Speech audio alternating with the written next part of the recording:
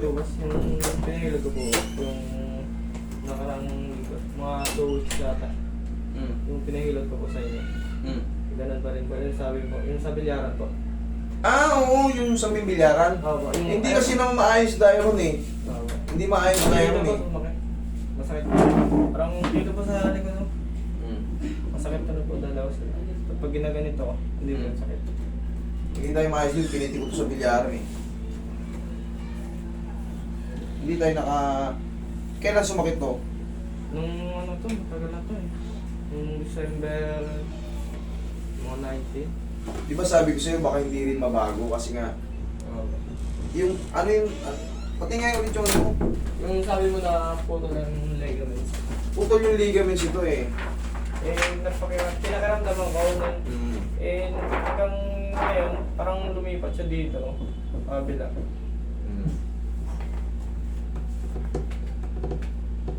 Ayan o, yung chromium, ayan o, di ba, kinuwento ko na sa ito.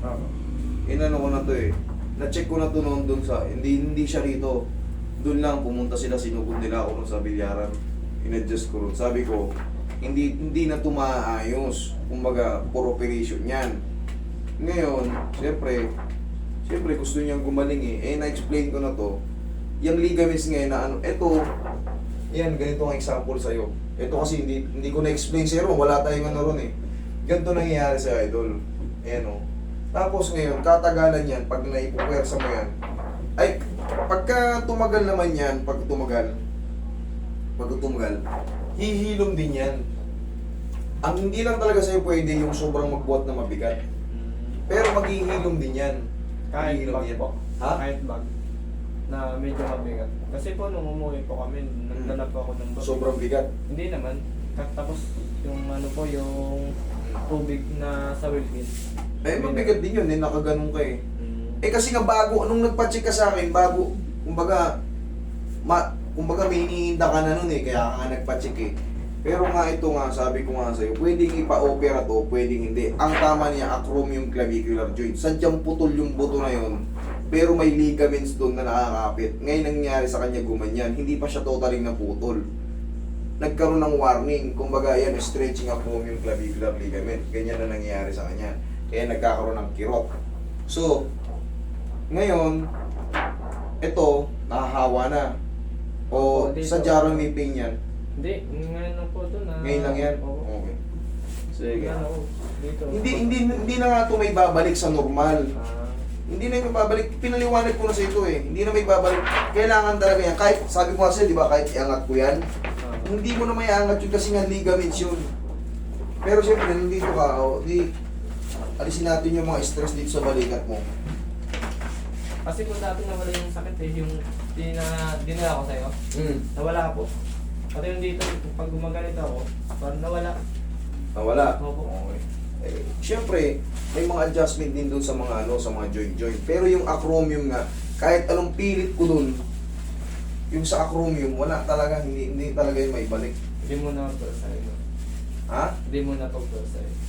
Hindi. Kahit puwersahin ko yan, kahit mahina. Hindi, pag ano, hindi ko muna... Ay, wag mo munang pupuwersahin. Okay, akala ko naman, hindi mo nang pupuwersahin. Kahit puwersahin mo yan, tawagin to, wag mo munang pupuwersahin. Hayaan mo muna makapaghilom. Bigla naman susuko. Eh, syempre may daily activity ka eh. May mga daily activity ka eh.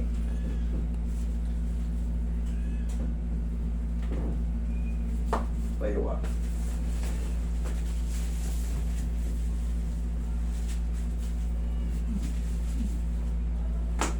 Okay, higa ka matagilid.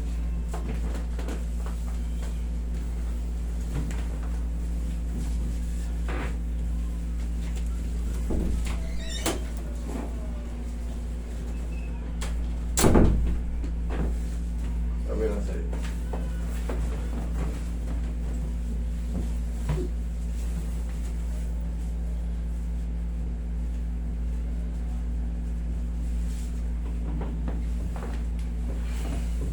Tapa.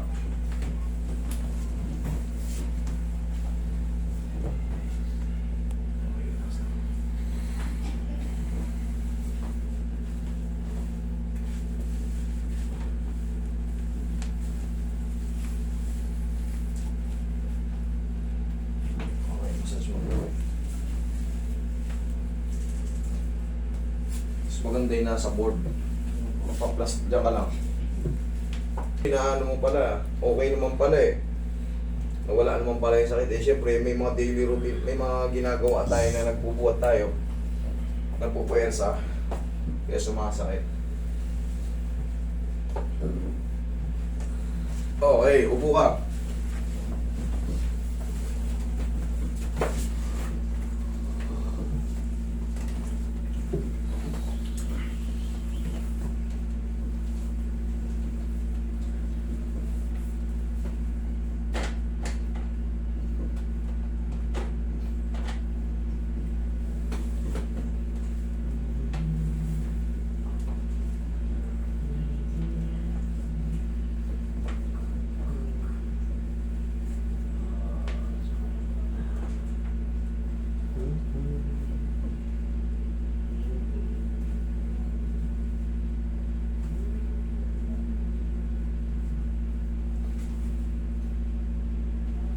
Ikutin mo yung ano mo. Kanina ayaw maabot eh. O, Kaya ngayon. masakit po dito eh. Nung pagkanina. Kanina yan o. Ngayon, abot na. Okay. Okay, kabila. Okay na po. Okay? Okay, huwag ka lang maliligo today ah. Eh bukas,